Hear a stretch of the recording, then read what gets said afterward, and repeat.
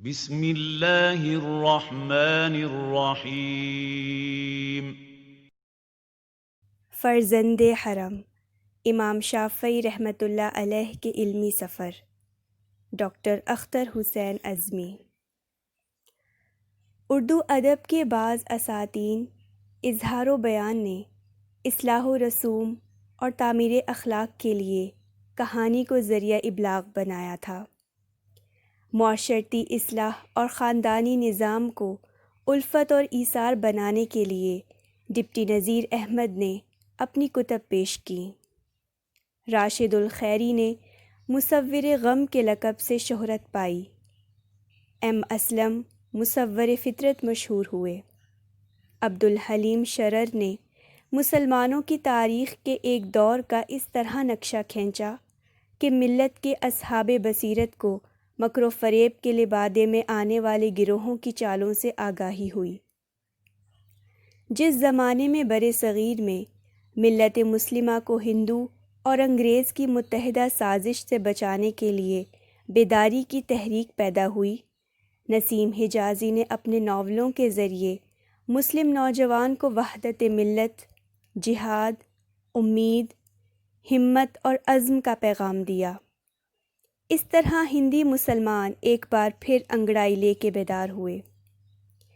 قیام پاکستان کے بعد حکمرانوں کی خود غرضی اور جاہ و منصب کے عوض قومی مفادات کی خرید و فروخت نے پھر سے اللہ کے عطیہ وطن کی ناقدری کا ایسا سامان باندھ دیا کہ آدھا ملک کھو دینے پر بھی ان کی آنکھوں سے دولت اور جاہ و منصب کی ہرس کی پٹی نہ اتاری جا سکی۔ ایسے سمے کوئی حساس قلب کا مالک شخص حالات کے دھارے سے آنکھیں بند نہیں کر سکتا۔ ڈاکٹر اختر حسین اعظمی نے پہلے نیل کا مسافر لکھ کر عالم اسلام میں احیاء دین کی تحریک عظیم بانی اور قائد شیخ حسن البنا کو اردو زبان کے قارئین سے متعارف کرایا۔ اب وہ اسلامی علوم و قانون کے ایک مجتہد امام محمد بن ادریس الشافعی رحمۃ اللہ علیہ اور احمد بن حنبل رحمۃ اللہ علیہ کی سیرت کو ناول کے انداز میں پیش کر کے نہ صرف نوجوان طلباء اور حقیقت جو قارئین کے ذوق مطالعہ کو مہمیز لگاتے ہیں، بلکہ مسند دین اور منبر رسول پر متمکن علماء اور خطیبوں کو بھی جھنجھوڑتے ہیں۔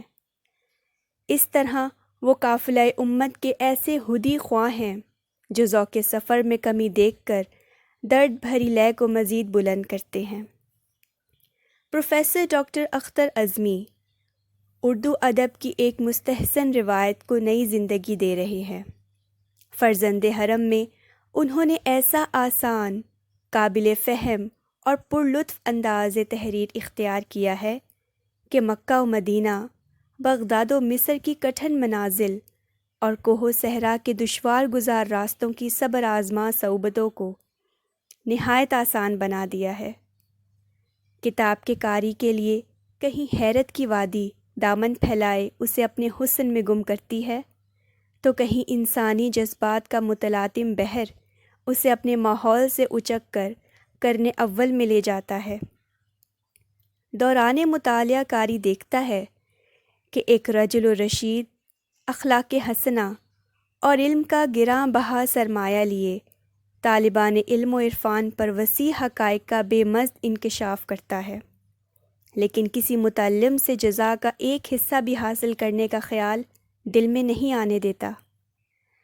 اس طرح آج کی تعلیمی منڈی کے بروکر ایک آئینہ دیکھ سکتے ہیں کہ آدمی کو جوہر انسانیت سے آشنا کر کے بندگی حق کی شعوری خوراک دینے والے اپنا اجر ہمیشہ رب کائنات سے لیتے ہیں اور اپنا علم اور مال بنی آدم کے لیے سرعام پیش کرتے ہیں۔ اب تک تاریخ کے اوراق گیلان کی بستی کی اس ماں کو یاد کرتے ہیں جس نے 6-7 سال کے ایک معصوم کو چند اشرفیاں دے کر ایک قافلے کے ہمراہ کر دیا تھا کہ وہ بچہ علم حاصل کرے۔ یہی بچہ بڑا ہو کر سید عبدالقادر جیلانی کے نام سے آسمان بغداد پر آفتاب ہدایت بن کر چمکا۔ اختر اعظمی نے اب ہمیں مکہ کی اس ایثار پیشہ ماں سے متعارف کروایا ہے جس نے اپنے مسائل و مشکلات کے باوجود اپنے بیٹے کو دین کا روشن دماغ، عالی ظرف، سیر چشم، ذہین و فطین طالب علم بنانے کے لیے ساری عمر عزیمت اور استقامت کی بے مثال داستان رقم کی۔ مائیں بچوں کو آج بھی لمبے اسفار پہ بھیجتی ہیں اس لیے کہ وہ دولت کے انبار جمع کریں، لیکن امام شافعی کی ماں کو صرف ایک ہی فکر رہی کہ اس کا نور نظر نبی رحمت صلی اللہ علیہ وسلم کی لائی ہوئی کتاب اور ان کی سنتوں کا علم حاصل کرے اور دنیا بھر کے انسانوں کو آخرت میں ایسی فصل بونے کے قابل بنا دے جس کا پھل انہیں آخرت میں جنت کی شکل میں عطا ہو جائے۔ امام شافعی رحمۃ اللہ علیہ کی غریب الوطنی میں امام مالک اور امام محمد رحمۃ اللہ علیہم انہوں نے جس طرح ان کا ساتھ دیا، مہربان و مربی اساتذہ کے لیے یہ بھی ایک عمدہ مثال ہے۔ اساتذہ کا طلبہ سے شفقت اور سرپرستی کا یہ اسوہ اتنے مؤثر انداز میں بیان کیا گیا ہے کہ دوران مطالعہ کئی جگہ تو آنسو روکے نہیں جا سکتے۔ راکب نے ان آنسوؤں کو درد دل کا درماں بنتے خود محسوس کیا ہے۔ امید ہے کہ مصنف اپنے توسن قلم کو رواں رکھیں گے اور آئندہ بھی ان کی فکر کے انجم نئے آفاق پر جلوہ افروز ہو کر سالکان راہ ہدایت کے لیے روشنی پھیلاتے رہیں گے۔